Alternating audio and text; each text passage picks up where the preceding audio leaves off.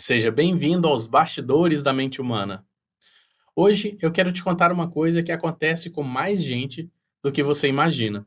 Aquela situação em que um pensamento pequeno, aparentemente inofensivo, vira uma tempestade emocional inteira dentro de você. Sabe quando você sai de casa e de repente acha que esqueceu de trancar a porta? Pois é, a mente tenta lembrar e não consegue. E em segundos você já está imaginando um assalto, tudo revirado, culpa, prejuízo, e quando percebe, o corpo já está em estado de alerta. Respiração curta, a cabeça cheia de imagens de coisas que nem aconteceram de fato. É óbvio que isso é só um exemplo, e essa cascata de informações acontece em outras situações também. E é como se fosse um dominó emocional. Começa com uma pecinha só, e de repente todas as outras caem numa sequência que parece incontrolável. Do ponto de vista neurocientífico, o que acontece aqui é uma ativação em cascata do seu sistema de detecção de ameaça. A amígdala, que é uma estrutura no cérebro responsável por detectar perigo, dispara um alarme a partir de um pensamento isolado. Esse sinal vai para o hipotálamo, que ativa o sistema nervoso simpático, e é nesse momento que essa estrutura começa a preparar o corpo para fugir ou para lutar. O resultado disso são todos esses sintomas que você já conhece, tipo tensão, sudorese, taquicardia. É o corpo se preparando para um enfrentamento ou fuga. E o mais curioso é que, muitas vezes, o que dispara tudo isso não é uma ameaça literal. É um pensamento, uma hipótese, uma suposição.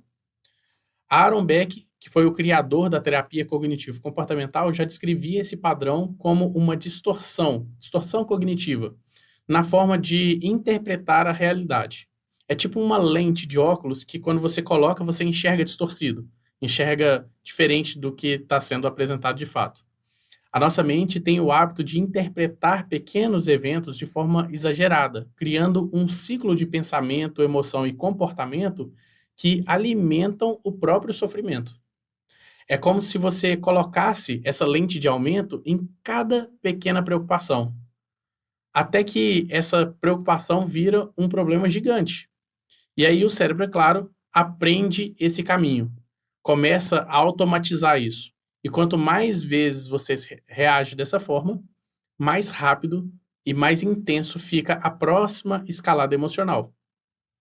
Isso é o que chamamos de sensibilização neural, um processo em que o sistema de alerta vai ficando cada vez mais reativo a estímulos pequenos.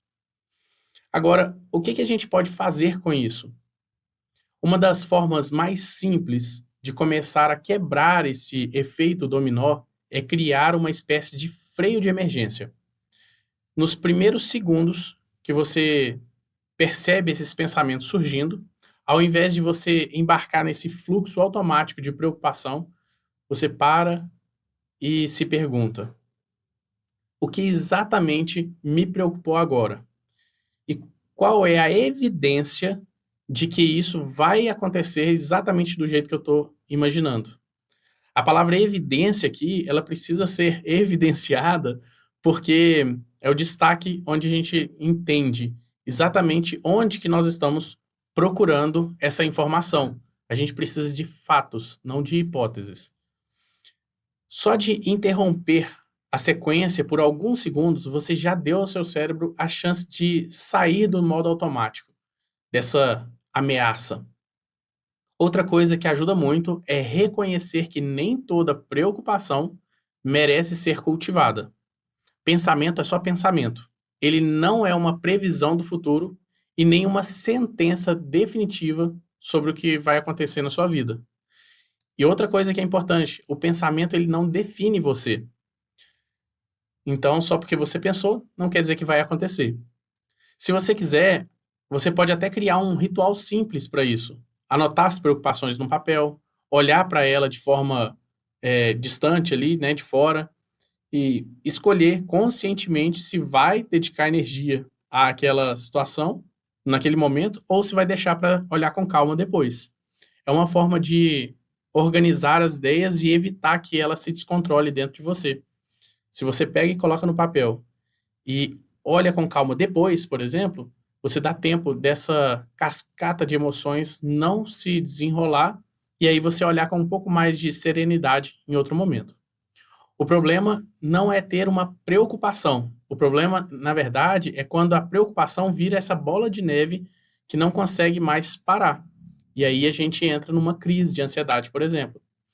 Então, agora para a gente, agora é um bom momento onde a gente pode parar e pensar sobre isso.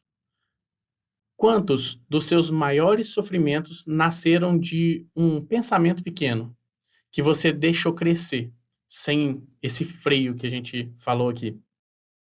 Se esse conteúdo fez sentido para você, compartilha com alguém que também vive se arrastando por esses dominós emocionais. E até o próximo episódio.